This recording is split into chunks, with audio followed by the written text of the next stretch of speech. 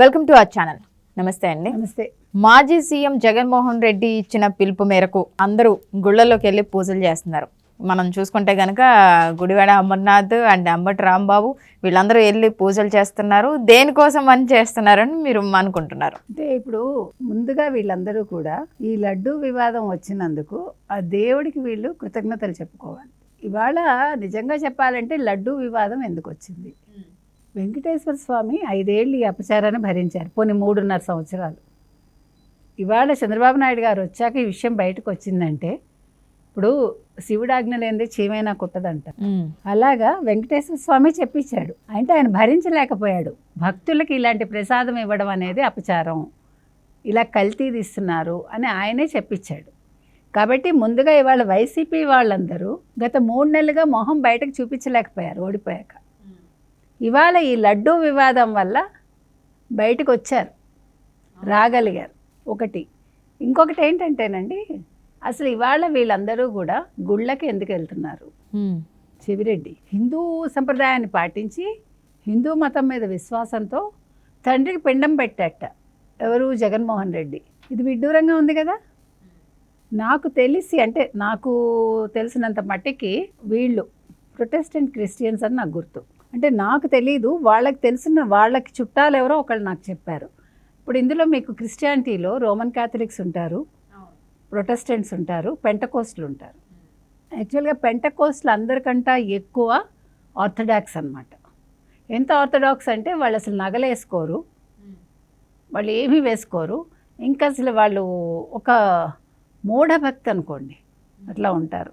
వీళ్ళు యాక్చువల్గా దానికి సంబంధించిన వాళ్ళని నాకు తెలిసిన విషయం. అది ఎంతవరకు నిజమో నాకు తెలియదు. అంటే వీళ్ళ ఫ్యామిలీని నేను ఎప్పుడు అడగలే, వాళ్ళకి తెలిసిన వాళ్ళు నాకు చెప్పింది. సో పెంటకోస్ట్లు అయినప్పుడు, ఇప్పుడు ఒక సాధారణంగా మీరు ఒక దేవుడిని నమ్ముతారండి, మీ మత విశ్వాసం మీకు ఉంటుంది, మిగతా రిలీజియన్స్ని మీరు గౌరవిస్తారు, తప్పులేదు. కానీ మీ మతాచారం ప్రకారమే చేస్తారు కదా. ఇక్కడ ఏం జరిగిందంటే, మీకు గుర్తుంటే స్వరూపానందేంద్ర స్వామి ఎవరైతే ఉన్నారో ఎలక్షన్స్ ముందు ఈయన నీళ్ళల్లో ముంచి హిందువుగా మార్చాను, హిందువు అయ్యాడు అని చెప్పారు ఎలక్షన్స్ కోసం. ఆయనకి 2 ఎకరాల భూమి కూడా కట్టబెట్టారు, చాలా ఖరీదైన భూమి. తర్వాత ఇటీవల అది పెద్ద వివాదం అయింది. కాబట్టి ఆయన హిందువుగా మారాడు కాబట్టి అనుకుందాం, ఆయన అవసరానికి హిందువుగా మారాడు కాబట్టి తండ్రికి పిండం పెట్టి ఉండొచ్చు. సో అక్కడ నువ్వు క్రిస్టియన్ కాదు. అప్పుడు నిన్న ఆయన ఏమన్నాడు, నేను 4 గోడల మధ్య బైబిల్ చదువుతాను అంటే, బయటకు వస్తే నువ్వు బైబిల్ చదవవా? నువ్వు హిందువుగా? అప్పుడు అంటే ప్రజల కోసం ఒక మతం, నీ వ్యక్తిగతంగా ఒక మతం, ఓట్ల కోసం మిగతా మతాలని నువ్వు అనుసరిస్తావా? అంటే నువ్వు ఏది కూడా నీకు స్థిరం లేదు అనే విషయం ఇక్కడ అవగతం అవుతుంది. అందరూ దేవుళ్ళు సమానమే మనం అనుకుంటాం, కానీ మన ఇంటి వరకు వచ్చేసరికి మన కట్టుబాట్లు ఏవైతే ఉంటాయో, మన సంప్రదాయాలు ఏవైతే ఉంటాయో అవి ఎవరైనా పాటిస్తారు. దాన్ని ఎవడు మాట్లాడడానికి సరిపోడు. కానీ ఇక్కడ ఇవాళ చెవిరెడ్డి అంటాడు, పిండ ప్రదానం చేశాడు వాళ్ళ నాన్న కంటే వాళ్ళ నాన్న ఆత్మ ఘోషించుంటుంది. ఎందుకంటే వాళ్ళు పక్కా క్రిస్టియన్స్ కాబట్టి తప్పకుండా ఆయన బాధపడి ఉంటారు. మీరు ఎవరి కోసం పిండ ప్రదానం చేస్తారు? పిండ ప్రదానం చేయడానికి నీ భార్య పక్కన ఉందా? నీకు నువ్వు పట్టు వస్త్రాలు సమర్పించినప్పుడు నీ భార్య పక్కన ఉండదు. రాజశేఖర రెడ్డికి భార్య పక్కన వచ్చారు, ఆవిడ 34 సార్లు ఎంతో వెళ్ళారు ఆయన కొండ అన్నారు. అంటే 34 సార్లు ఆయన అపవిత్రం చేస్తే ఈయన 11 సార్లు అపవిత్రం చేశాడనమాట, డిక్లరేషన్ ఇవ్వకుండా. సో ఇవాళ ఆయన గుళ్ళల్లో పూజలు చేయమన్నాడు చూడండి, ఆంధ్రప్రదేశ్ మొత్తం ఎవరి కోసం చేయమన్నాడు? ఆయన అపచారం పోగొట్టుకోవటానికి, ప్రజల కోసం కాదు, లడ్డూ కోసం కాదు. నేను ఇంత పాపాలు చేశాను, నా తండ్రి కూడా 34 సార్లు వెళ్ళాడు కాబట్టి దీని ప్రభావం ఏదైతే ఉంటుందో నెగిటివ్ మా మీద పడకూడదని తన కార్యకర్తల చేత తన సంబంధించిన ఎమ్మెల్యేలు, అంటే మాజీ ఎమ్మెల్యేలు కావచ్చు, మాజీ ఎంపీలు కావచ్చు, నియోజకవర్గాల వారీగా చేయమని అడిగాడు ఆయన. అలా కాదు కదా, చంద్రబాబు నాయుడు అబద్ధపు ప్రచారం చేస్తున్నారు కాబట్టి ఆ ఇదంతా ప్రజలకి తగలకుండా రక్షించు స్వామి అని అంబటి రాంబాబు గారు మొక్కుకున్నారంటే. అదే చెప్తున్నాను కదా, ఏమన్నాడు? మీరు చెప్పిందే చెప్పాడు. చంద్రబాబు నాయుడు వల్ల ఇప్పుడు ఈ లడ్డూ వివాదం అనేది వచ్చింది అంటే ప్రజలు అపవిత్రం అయిపోయారు, ప్రజలకు ఆ పాపం అంటకుండా ఉండడానికి మీరందరూ పూజలు చేయండి అని చెప్పాడని ఈయన చెప్తున్నాడు. కానీ అసలు విషయం ఇది ఆయనకి అంటకుండా చేయమని చెప్తున్నాడు అని మనం చెప్తున్నాం.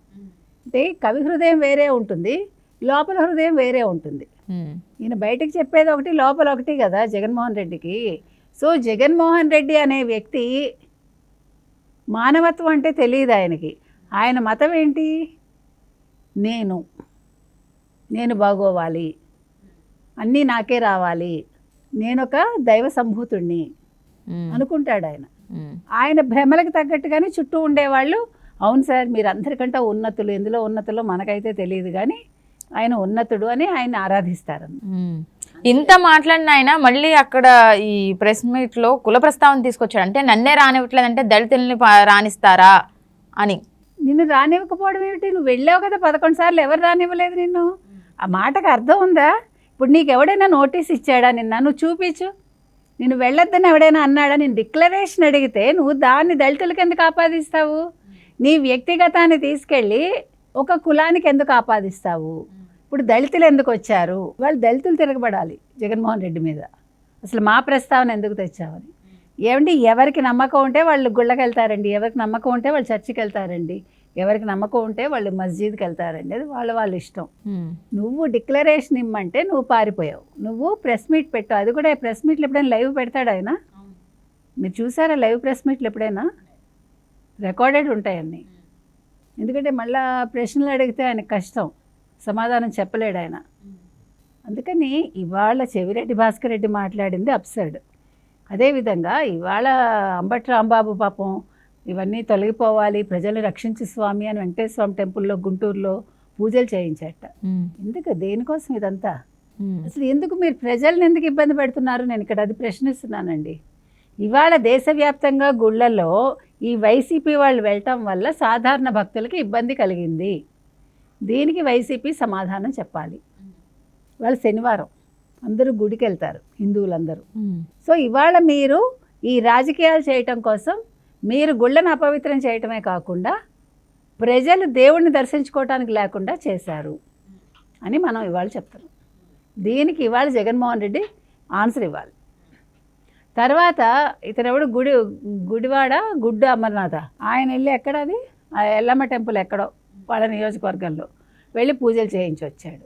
ఇలా ఒక్కొక్కళ్ళు ఒక్కొక్క రకంగా చేయిస్తున్నారు. ఇంతకీ మొత్తానికి ఇవాళ అందరూ కూడా లడ్డూకి ధన్యవాదాలు తెలుపుకోవాలండి, చంద్రబాబు నాయుడు గారికి ధన్యవాదాలు తెలుపుకోవాలి.